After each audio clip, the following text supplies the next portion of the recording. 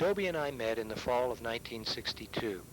He moved his laboratory from Columbia then, and at the same time I entered Rockefeller as a graduate student. I had been interested in ecology and in genetics as an undergraduate, so it was natural for me to visit him in his laboratory of population genetics and evolution. I quickly was drawn into the laboratory and was very happy to do my graduate work there with Dobie. Dobie had real charisma, an unusual ability to draw people to him and to his laboratory. Somehow he made all of us who worked with him feel that what we were doing was the most important thing in the world. It's a sense I wish I could inspire in my own students. Dobie taught me to learn new techniques and new concepts by simply assigning me to do things I hadn't thought about before. When I had been a student just a short while, he asked me to learn to use the computer that had just been put into the neurophysiology lab at Rockefeller. Then he wanted me to use the computer to analyze selection on chromosomal inversions in experimental populations. I didn't know anything about computers, and I didn't know anything about selection analysis, but I began to learn to use the computer from the Rockefeller people, and Dobie steered me to Howard Levine at Columbia to learn how to do the selection analysis. I went to meet Howard Levine, and he very kindly introduced me to selection analysis and set me on the right path. Dobie and I collected for 2 summers in the early 60s in the Southwest. One summer we were based in the American Museum's wonderful station in the Chiricahua Mountains, and another summer we were at Mather outside of Yosemite. We would collect in the area and then take Dobie's car on longer trips to collect Drosophila pseudo-obscura. We brought it back, set up cultures, and prepared salivarias in the field. Dobie was a great naturalist. He loved to identify plants and animals and taught me to identify quite a few of them. He was a skilled horseback rider.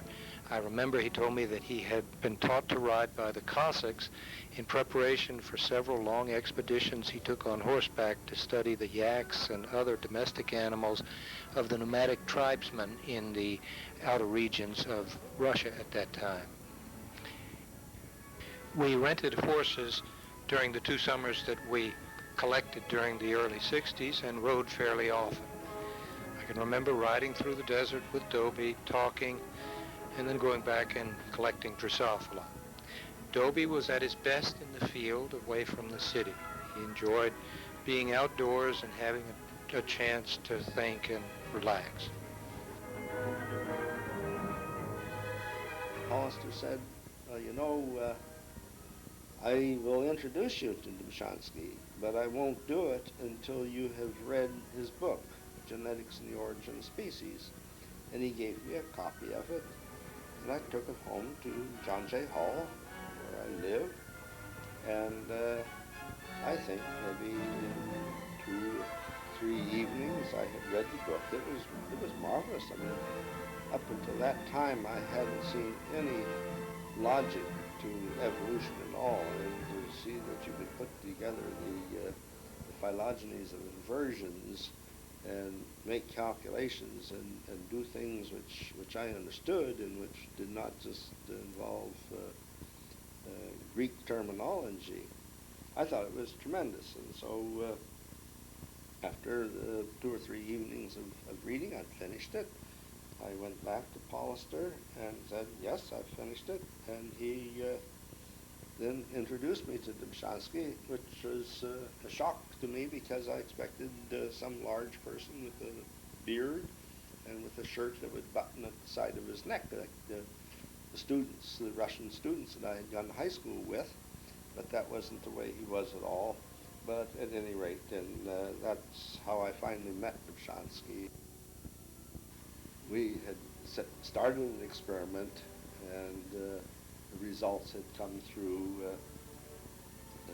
for the first evening of collection, and then Dobzhansky with his little calculator, which was a brass contraption of some sort, looked like a ruler and a stylus, and he simply spun discs, and it was like an odometer that made calculations for him, a very crude instrument.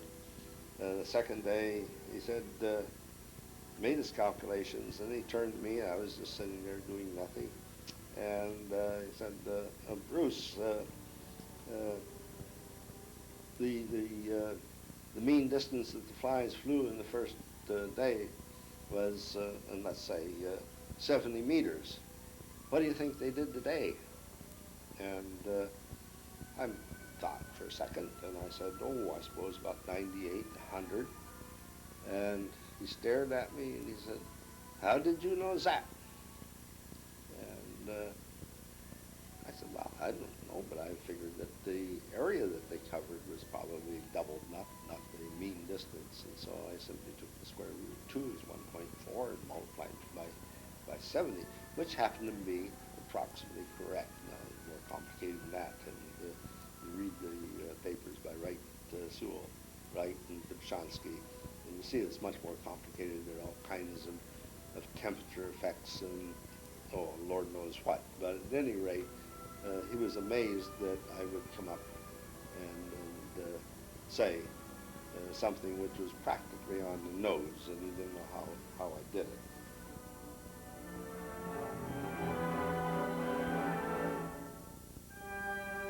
Some field trips I took with Theodosius Dobzhansky, my mentor.